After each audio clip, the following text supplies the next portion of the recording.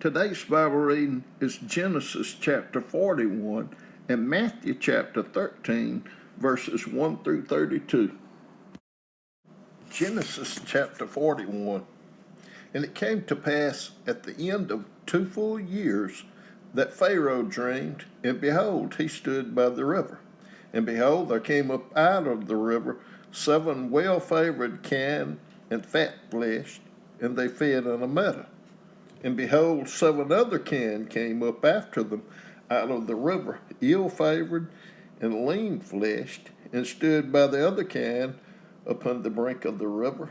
And the ill-favored and lean-fleshed kine did eat up the 7 well-favored and fat kine. So Pharaoh awoke, and he slept and dreamed the second time.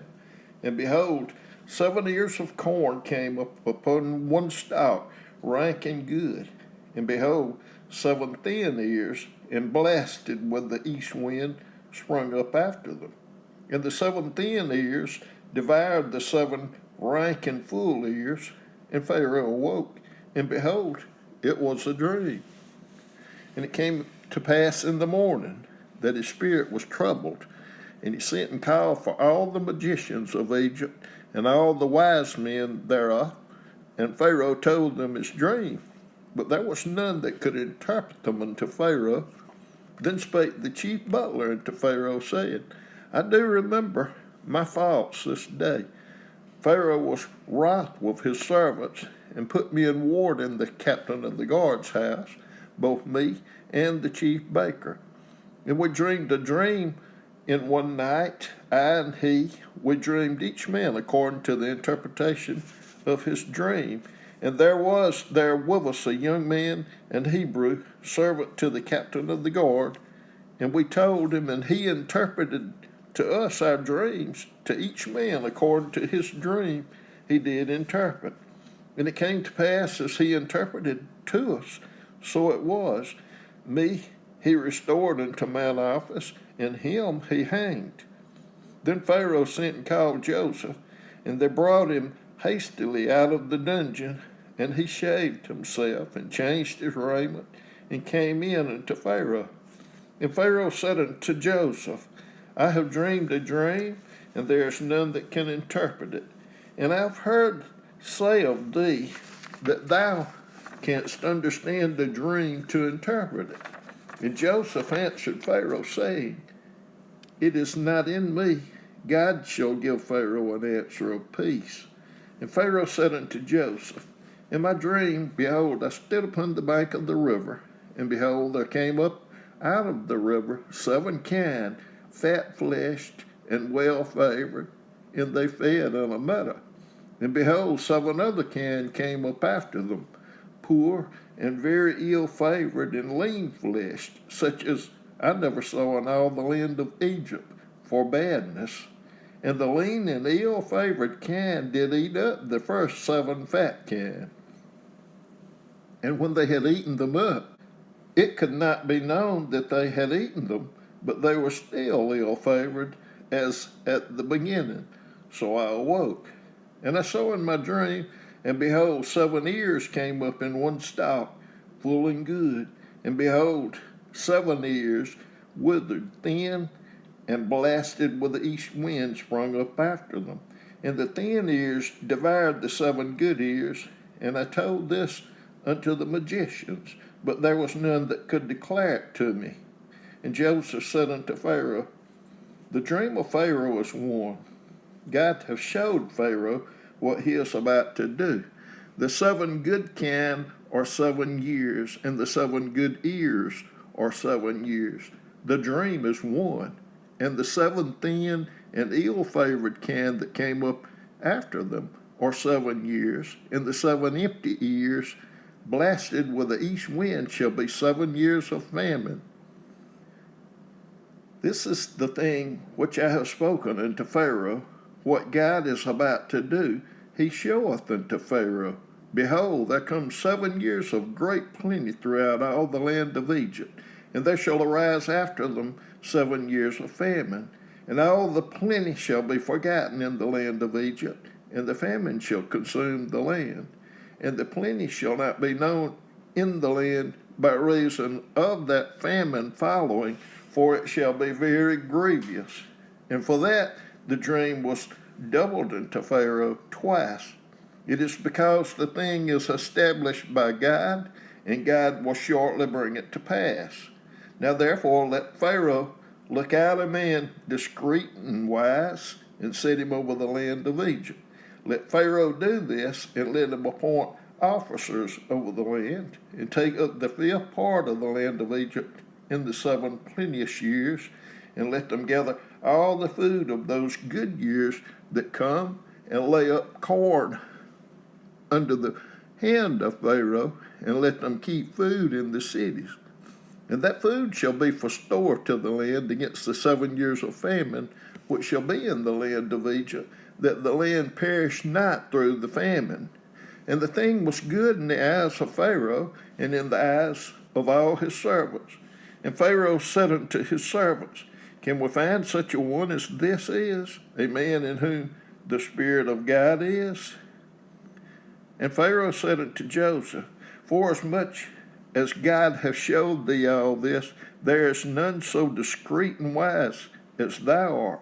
Thou shalt be over my house, and according unto thy word shall all my people be ruled. Only in the throne will I be greater than thou. And Pharaoh said unto Joseph, See, I have set thee over all the land of Egypt. And Pharaoh took off his ring from his hand, and put it upon Joseph's hand, and arrayed him in vestures of fine linen, and put a gold chain about his neck. And he made him to ride in the second chariot which he had, and they cried before him, Bow the knee, and he made him ruler over all the land of Egypt.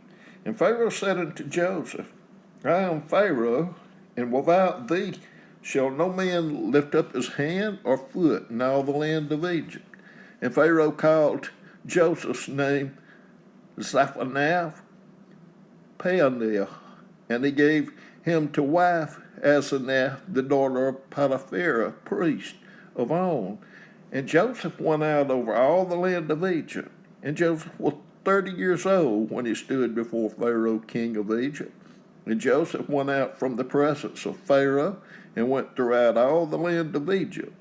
And in the 7 plenteous years the earth brought forth by handfuls. And he gathered up all the food of the 7 years which were in the land of Egypt, and laid up the food in the cities, the food of the field which was round about every city, laid he up in the same. And Joseph gathered corn as the sand of the sea, very much, until he left numbering, for it was without number. And unto Joseph were born 2 sons before the years of famine came, which Asenath, the daughter of Potiphera, priest of On, bare to him. And Joseph called the name of the firstborn Manasseh, for God said, He hath made me forget all my toil and all my father's house. And the name of the second called he Ephraim, for God hath caused me to be fruitful in the land of my affliction. And the 7 years of plenteousness that was in the land of Egypt were ended, and the 7 years of dearth began to come, according as Joseph had said. And the dearth was in all the lands, but in all the land of Egypt there was bread. And when all the land of Egypt was famished, the people cried to Pharaoh for bread. And Pharaoh said unto all the Egyptians, Go unto Joseph, what he saith to you, do. And the famine was over all the face of the earth, and Joseph opened all the storehouses and sold unto the Egyptians, and the famine waxed sore in the land of Egypt.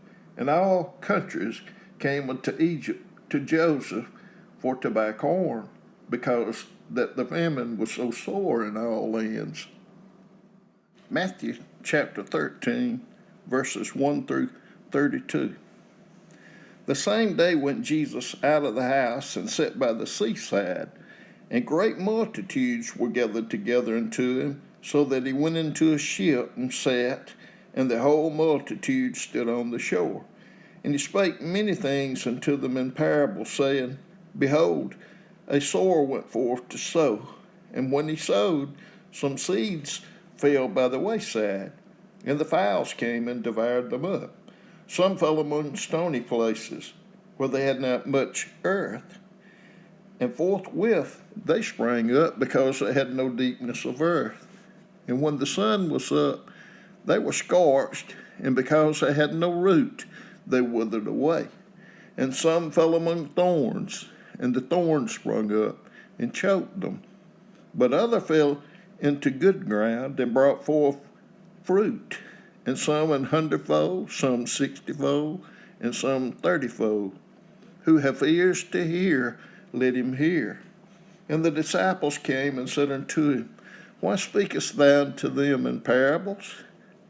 He answered and said unto them, Because it is given unto you to know the mysteries of the kingdom of heaven, but to them it is not given.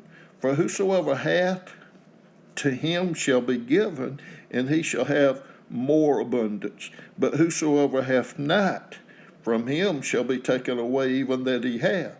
Therefore speak I to them in parables, because they see not, and hearing they hear not, neither do they understand. And in them is fulfilled the prophecy of Isaiah, which saith, By hearing ye shall hear, and shall not understand, and seeing ye shall see, and shall not perceive. For this people's heart is waxed gross, and their ears are dull of hearing, and their eyes they have closed, lest at any time they should see with their eyes, and hear with their ears, and should understand with their heart, and should be converted, and I should heal them. But blessed are your eyes, for they see, and your ears, for they hear. For verily I say unto you, that many prophets and righteous men have desired to see those things which you see, and have not seen them, and to hear those things which ye hear, and have not heard them. Hear ye therefore the parable of the sower. When anyone heareth the word of the kingdom, and understandeth it not, then cometh the wicked one, and catcheth away that which was sown in his heart. This is he which receiveth seed by the wayside. But he that received the seed into stony places, the same is he that heareth the word, and anon with joy receiveth it. Yet hath he not root in himself, but dureth for a while. For when tribulation or persecution ariseth because of the word, by and by he is offended. He also that receives seed among the thorns is he that heareth the word, and the care of this world and the deceitfulness of riches choke the word, and he becometh unfruitful. But he that received seed into the good ground is he that heareth the word, and understandeth it, which also beareth fruit, and bringeth forth some an hundredfold, some 60, some 30. Another parable put he forth unto them, saying, The kingdom of heaven is likened unto a man which sowed good seed in his field. But while men slept, his enemy came and sowed tares among the wheat, and went his way. But when the blade was sprung up and brought forth fruit, then appeared the tares also. So the servants of the householder came and said unto him, Sir, didst not thou sow good seed in thy field? From whence then hath it tares? He said unto them, An enemy have done this. The servant said unto him, Wilt thou then that we go and gather them up? But he said, Nay, lest while ye gather up the tares, ye root up also the wheat with them. Let both grow together until the harvest, and in the time of harvest I will say to the reapers, Gather ye together first the tares, and bind them in bundles to burn them, but gather the wheat into my barn.